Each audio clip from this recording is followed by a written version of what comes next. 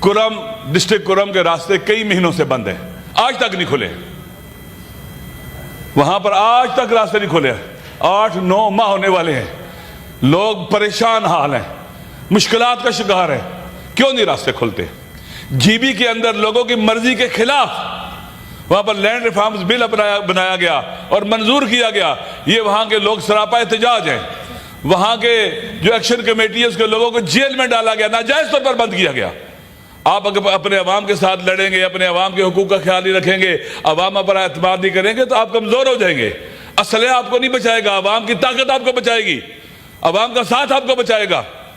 اس لیے ضروری ہے کہ کرم کا مسئلہ حل کیا جائے، اور جی بی کے جو مسائل ہیں وہاں پر ابھی سنا ہے کہ آئندہ ایک جب ختم ہونے والی ہے مدت ہے کہ حکومت بنائی جا رہی ہے کوئی، اور وہ اسی کے ذریعے چلایا جائے گا، وہاں کے عوام کو ارریلیونٹ نہ کریں پاکستان کے اپنے مسائل سے، عوام کو ارریلیونٹ کریں گے، الیکشن نہیں کرائیں گے، فری اینڈ فیئر الیکشن نہیں کرائیں گے، وہاں عوام ارریلیونٹ ہوئے تو خطہ بہت حساس ہے۔ انڈیا آج بھی کہہ رہے کہ ابھی تک سندور، جو پتہ نہیں سندور کیا تھا، وہ جو ان کا پلان تھا جنگ کا حملے کا نام دیا تھا، وہ ختم نہیں ہوا ہے، روکا ہے خالی۔ ریاست ماں ہوتی ہے، لوگوں کے دکھ درد ختم کیے جائیں، جو لوگ جیلوں میں سیاسی قیدیوں کو نکالا جائے، عمران خان کو نکالا جائے۔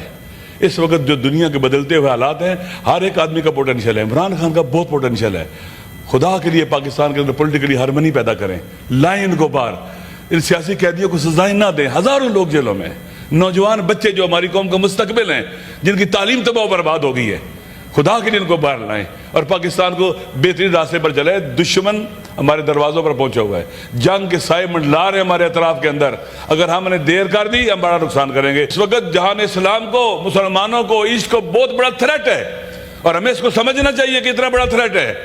اس میں خاموشی اختیار کرنا اور خالی بیان تک محدود نہیں رہنا پڑے گا، یہ ہم سب کی جنگ ہے، پورے ایسٹ کی جنگ ہے، جہان اسلام کی جنگ ہے، امت مسلمہ کی لڑائی ہے یہ۔ اس لیے ایک چھوٹا سا اسرائیل ہے بالکل، جس کی نہ کوئی بیک ہے نہ ڈیپتھ ہے، اس میں اتنی جرت کہاں سے ہے؟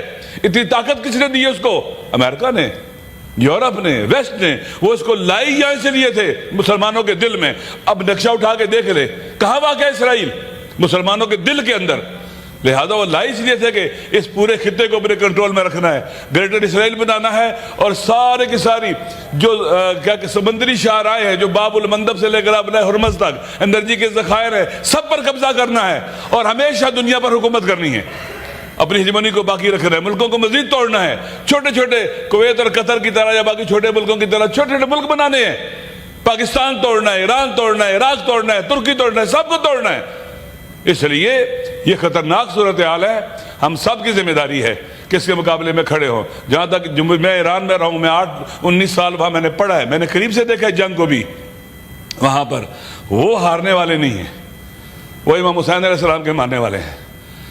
آخری جو ہمارے پاس چیز بچتی ہے وہ کربلا تشکیل دینا، عاشورائیوں کی طرح ظلم سے ٹکرانا اور اپنی جان اور خون دے دینا، لیکن سر نہ جھکانا۔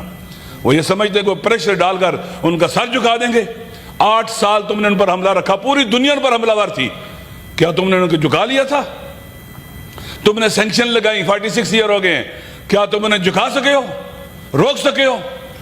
نہیں روک سکتے، اس لیے کہ اللہ، ان کا اللہ پر ایمان ہے، اللہ پر توکل ہے اور اپنی عوام پر اعتماد ہے، عوام کھڑی ہے ان کے ساتھ، اور جب تک عوام کھڑی ہو دنیا کی کوئی طاقت کسی ملک کو نہیں گرا سکی۔ ویتنام کو امریکہ شکست نہیں دے سکا، عوام لڑ رہی تھی۔ افغانستان کو امریکہ شکست نہیں دے سکا، عوام لڑ رہی تھی۔ اور انشاءاللہ اس جنگ میں بھی اسرائیل، اس کے سرپرست، سب کو شکست ہوگی، کیونکہ عوام ان کے مقابلے میں کھڑے ہیں۔ پاکستان کے عوام کو بھی، پاکستان کی حکومت کو بھی، ہم سب کو اکٹھا ہونا پڑے گا، اور الحمدللہ پاکستان نے بہترین ماحول بنا ہے، فرقہ واریت سے بالاتر ہو کر، مسالک سے بالاتر ہو کر، وطن کے، جہان اسلام کے، اس خطے کے جو انٹرسٹ ہے ان کے لیے کھڑے ہو گئے الحمدللہ، اور مجھے امید ہے کہ خالق کائنات مدد کرے گا ان کی۔